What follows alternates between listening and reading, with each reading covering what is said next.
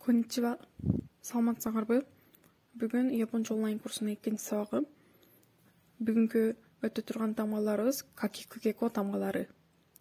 Какикүгеко.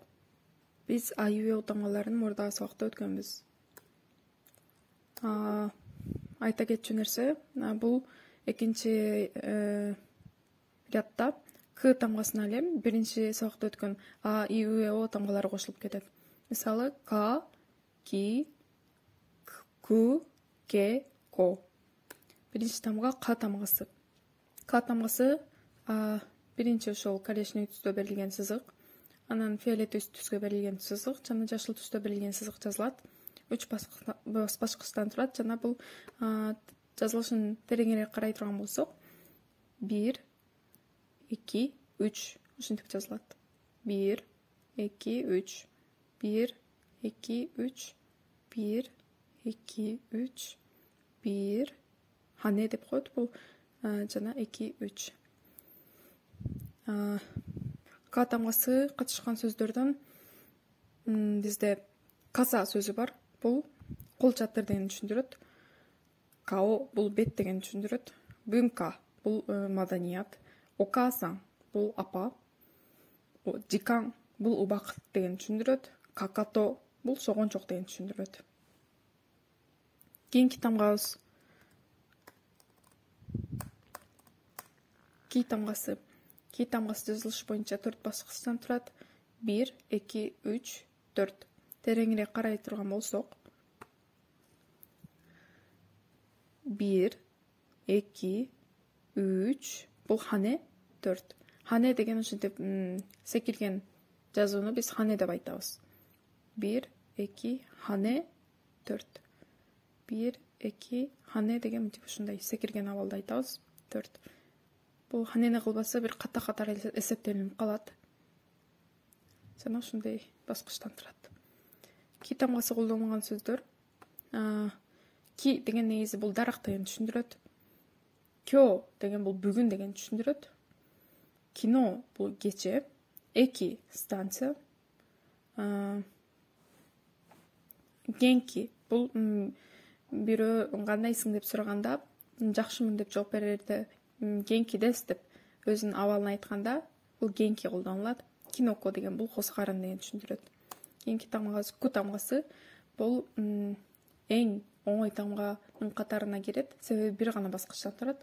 Өйдөдөн ылдыйга карай кетет. 90 градус. Жазылышы негизи оңой эле. 1, 2, 1, 2, 1, 1. Бул 2 эмес, 1 деп эле кетет. Бир баскычтан гана турат. Ку тамгасы колдонулган сөздөр. Күрүма бул машина. Күтсү бул бут кийим. Фүкү бул кийимдердин жалпы түрү фүкү деп аталат. Гайкоку бул чет эл. Гайкоку жин десе бул чет элди айтат. Гайкоку десе бул чет мамлекетти айтат. Яксоку бул бада. Ке тамгасы.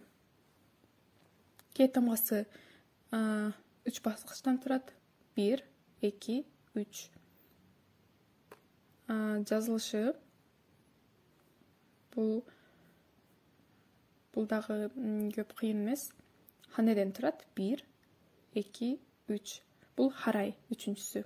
Бул хане, бул сызык харай. Харай деген мындай бул ханеде учат ушундай. Анан сызык жазылат дагы харай мынтип кетет. 1, 2, 3.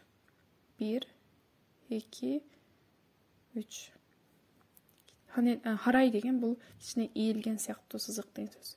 Хане деген бул мындай секирген сыяктуу сызык. Ке тамгасы колдонулган сөздөр. Буга кеса бул эртең менен деген түшүндүрөт. Кенка бул эки адамдын ортосундагы уруш. Токе бул саат. Иваке бул шылтоо. Кейкаку бул план. Кейкаку. Кийинки акыркы тамгабыз ко тамгасы. Ко тамгасы 2 баскычтан турат. Бул дагы оңой тамгалардын бири. Жазылышын карасак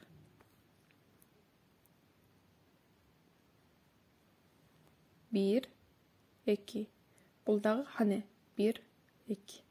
1, 2. 1, 2. Бул ханеси жок жаза турган болсок, бул туура эмес, ката болуп саналат. Ко тамгасы колдонулган сөз. Бул ко деген негизи баланы түшүндүрөт, бир адамдын баласы. Бирок көбүнчө ко эмес, кодомо деп колдонулат. Кодомо деген сөз көп колдонулат. Андан сырткары како. Бул өткөн чакты түшүндүрөт. Какой наника атта дегендей айтса, бул мен мурда деген сөздү да түшүндүрөт. Бул хикоки. Бул самолет. Котоши. Бул быйыл. Гакко. Бул мектеп. Көңүл бурганыңыздар үчүн чоң рахмат. Эгер видео жакса, лайк басып жана подписка баскычын басып колдоо көрсөтүп койсоңуздар болот. Чоң рахмат.